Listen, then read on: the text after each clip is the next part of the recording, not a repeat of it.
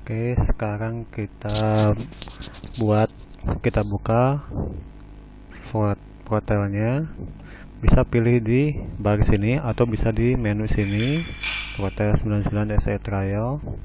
Kita pilih Portal 99 SE yang ada ikonnya, yang berwarna ini.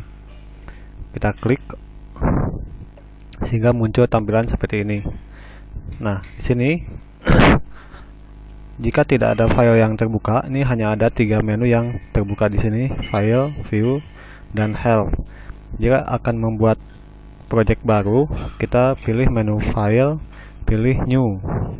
Nah, di sini akan muncul tampilan seperti ini. Kita lihat di bagian database location. Ini adalah tempat project kita akan disimpan. Kita browse, pilih foldernya di mana. Misalkan kita buat di folder My Document di latihan. Kalau jika belum ada folder latihan, kita buat foldernya. Oke, kita buka latihan. Nah, di sini adalah file project punya kita yang akan kita buat. Contohnya kita buat nama filenya, nama projectnya adalah latihan.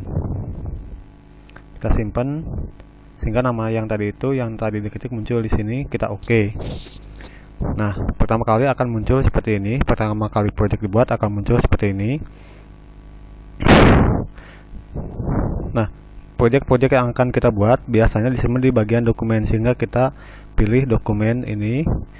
Ini masih kosong, berarti tidak ada dokumen yang kita buat. Kita buat dokumen, misalnya kita akan membuat dokumen skematik. Kita klik kanan, pilih New. Di sini muncul pilihan-pilihannya. Kita akan membuat file apa aja. Misalkan kita akan membuat dokumen skematik, kita pilih skematik dokumen. Jika akan membuat PCB, kita pilih PCB dokumen. Yang lainnya ada keperluan yang lain, tapi untuk sementara kita buat pilih salah satu dari kedua ini. Misalkan kita akan membuat skematik, kita pilih SCH dokumen. Oke. Sehingga muncul seperti ini. Ini adalah kita bisa merename nama filenya atau mengganti nama filenya sesuai dengan keinginan kita. Misalkan nama filenya adalah latihan .sch. Enter, muncul seperti ini. Kita double klik sehingga muncul worksheet untuk skematiknya. Biasanya pada saat pertama kali portal dijalankan, yang muncul ini tampilan seperti ini. Nah, untuk melihat komponen apa aja yang bisa dilihat, itu bisa dilihat di browse SCH. Klik browse SCH ini, muncul daftar komponen yang bisa kita buat di sini. Di sini di bagian atas ini adalah namanya library. Library itu adalah nama-nama komponen yang sudah ada di dalam portal. Kita bisa milih library yang lain, tapi untuk yang umum, yang global, yang biasa digunakan itu di bagian miscellaneous device. Jika akan menambahkan library yang lain, kita pilih add atau remove. Ini di sini kita bisa nambahkan library apa aja. Biasanya sesuai dengan perusahaan pembuat IC atau komponen.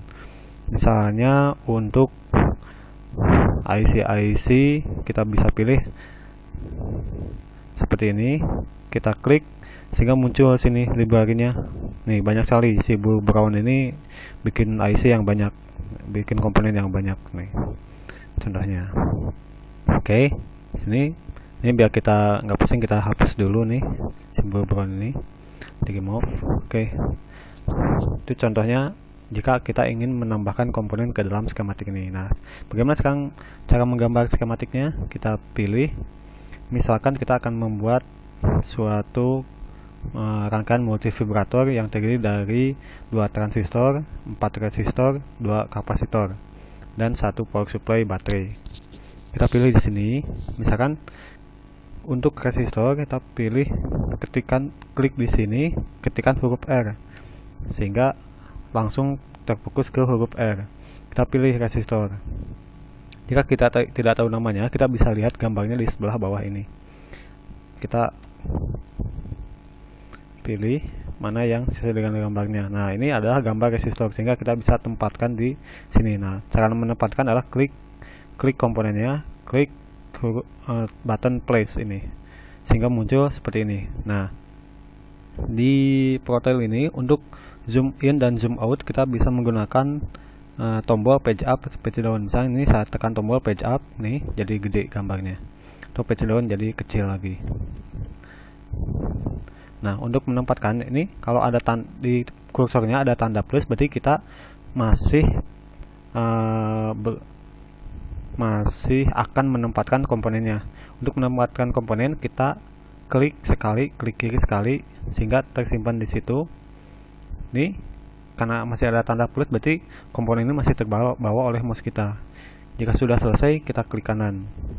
Nah, contohnya, untuk memutar-mutar, jika kita ingin gambarnya ini jadi terbentang ke atas gitu, kita tekan tombol spasi aja sehingga jadi muter komponennya. Lihat, ini saya tekan spasi, jadi muter. Spasi lagi, muter lagi, spasi lagi, muter lagi, spasi.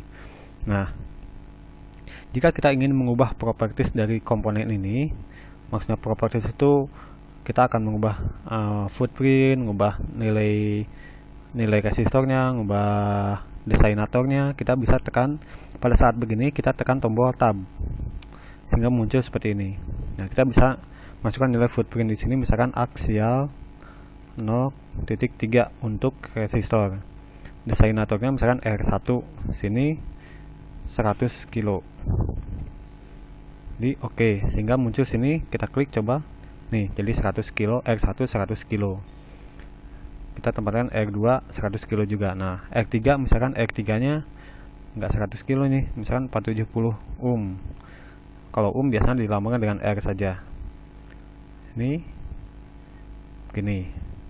Oke, selesai untuk resistor. Kita nggak perlu yang ini. Kalau nggak perlu, kita bisa klik sekali sampai muncul garis-garis khusus ini, baru kita delete, kita tekan del. Atau bisa juga dengan di blok seperti ini, muncul yang kuning, kita pilih cut, hilang. Oke, ini kita udah simpan resistor. Sekarang kita simpan kapasitor. Untuk kapasitor berarti C. Nah, muncul seperti ini. Kita ada pilihan, bisa kapasitor yang ini atau yang bawah ini. Untuk yang polaritas biasanya yang elko biasanya, atau yang ini, atau ada juga yang elko E. Nih seperti ini. Misalnya kita akan menyimpan elko, kita simpan dari sini. Klik sini, kita simpan. Sama seperti tadi, pada saat plus ini kita tekan tab sehingga muncul propertiesnya. Di sini footprint untuk elko misalkan RB, 2,4. Ini C1. Ini 100 mikro misalkan. Ini 25 volt. Kita enter atau di OK, muncul seperti ini. Kita simpan. Misalkan kita ingin dibalik nih, biar terbentang kiri ke kanan. Kita tekan spasi. Gini. Oke. Terus kita ini transistor itu biasanya terbuat dari NPN. Kita pilih N. Ada muncul sini NPN. Ini resistor. Misalkan footprintnya adalah TO92A. Ini Q1. Ini tipe resistornya adalah BC547. Kita tempatkan 1, ada 2. Oke, nah untuk komponen jika ingin mengubah tipenya atau ingin mengubah propertiesnya, kita bisa double klik di komponennya. Ingat nih di bagian komponennya, misalnya di tengah-tengah sini, double klik, muncul properties seperti ini. Kita ingin ganti nih transistornya. Nih, ini adalah desainator itu untuk menunjukkan jenis-jenis komponen. Untuk transistor Q, untuk resistor R, untuk kapasitor C. Nah, untuk tipenya sendiri, tipe transistornya itu biasanya disimpan di part type, atau kalau resistor nilainya itu ada di part type-nya. Kapasitor juga part type-nya ada di sini. Nilainya itu ada di bagian part type. Oke, kita oke. Nih. Nah, di gambar ini kan si transistor ini terbalik nih gambarnya. Nah, kita bisa balik di sini gambarnya. Caranya adalah double klik. Lihat di bagian atas ini ada atribut graphical art segala macam. Nah, pilih yang graphical art, pilih mirror sehingga muncul seperti ini. Ini kita rapikan. muncul seperti ini, jadi terbalik dengan yang ini gitu. Oke, sekarang komponen apa lagi, yaitu LED. Kita tekan L di sini, di baris ini tekan L, muncul seperti ini. Ini ada LED kita tempatkan, kita pilih propertiesnya. Lihat nih, karena tadi kita ngubah-ubah di bagian graphical art, kita pilih lagi di bagian atribut. Nih, kita pilih footprintnya, misalkan karena LED ini footprintnya contohnya pakai SIP2 aja. Kita ganti LED 1, misalkan warna hijau, simpan di sini.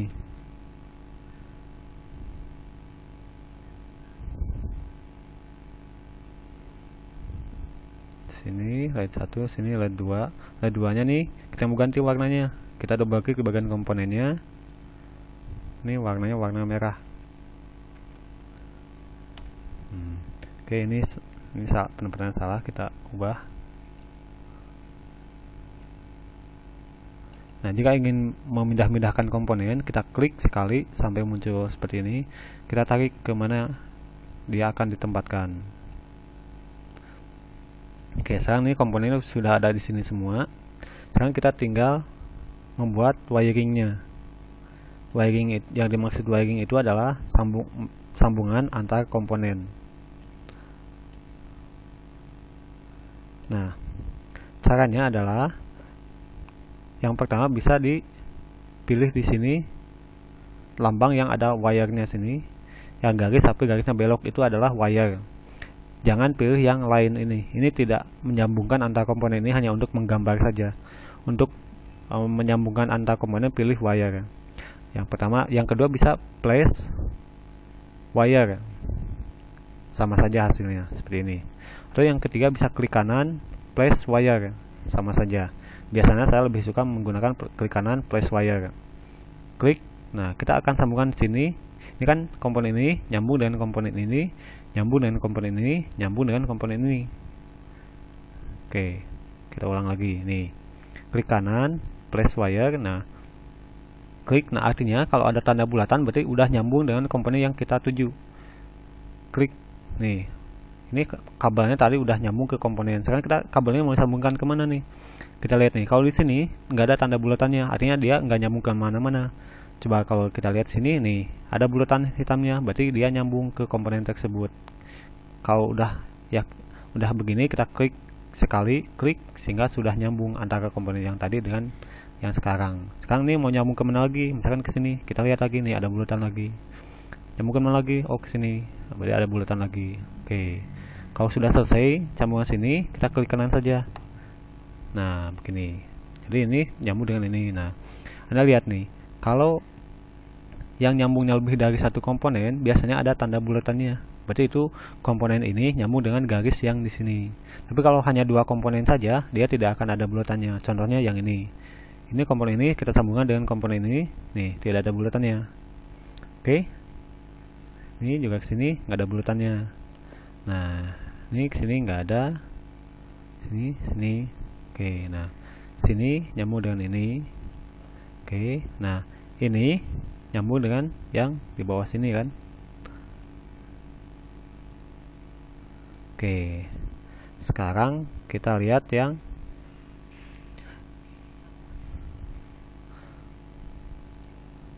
kapasitornya. Nih, biasanya kalau pada saat kita sudah wire, ini masih ada tanda plusnya, berarti kita masih seolah-olah kita akan menyambungkan sesuatu. Nah, jika ingin udah selesai, kita klik kanan saja. Nih, coba lihat bedanya. Nih, klik kanan udah nggak ada tanda plusnya. Sekarang kita tempatkan dulu nih kapasitornya biar lebih rapi. Kita tempatkan misalkan di sini dan di sini. Oke, kita klik kanan lagi. Place ke sini, klik. Nih, sini. Nah, lihat nih. Jangan klik di sini. Kalau klik di sini berarti ini akan nyambung, komponen ini nyambung dengan garis ini. Padahal kita ingin nyambungnya dengan garis yang di sini. Kita kliknya yang di sini. Kita lihat nih. Di sini ada sambungannya, ada junctionnya, ada tanda merahnya. Di sini nggak ada. Artinya apa? Ini nggak nyambung. Tapi kalau sini ini nyambung. Oke. Sekarang ini agak ke bawah kan. Sama seperti tadi. sini, sehingga skematiknya sudah selesai kita buat. Nih, jika ingin zoom in, zoom out, gunakan page up, page down. Nih, page down, nih page up. Nah, oke, sekarang kita tambahkan untuk baterai. Untuk baterai biasanya dihubungkan dengan suatu konektor.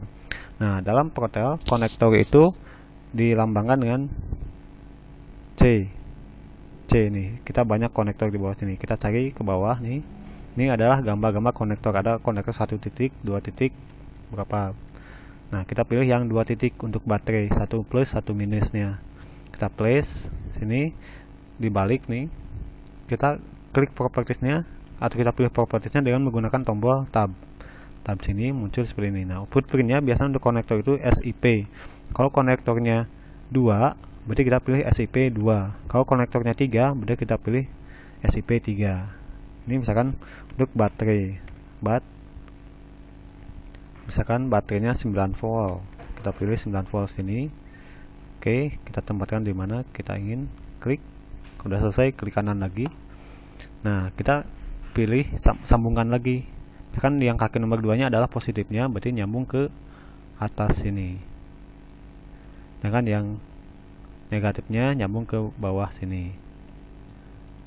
Oke, ini udah selesai kita buat skematiknya. Jangan lupa kita simpan.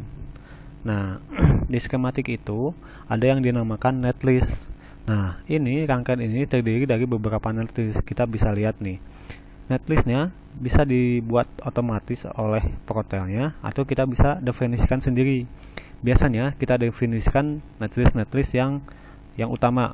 Yang utama itu seperti power supply. Power supply itu ada plusnya, ada minusnya. Nah, minusnya itu biasanya dinamakan dengan ground, dan plusnya biasanya dinamakan dengan VCC. Nah, bagaimana caranya ngasih power supply, ground, dan VCC? Kita lihat di kanan ini ada gambar yang ground begini. Kita klik ini, atau bisa juga di place power port, sama saja. Klik yang ini sama nih, akan muncul seperti ini nih, tampilan seperti ini. Bisa kita pilih. Nah, untuk VCC biasanya berbentuk bar seperti ini.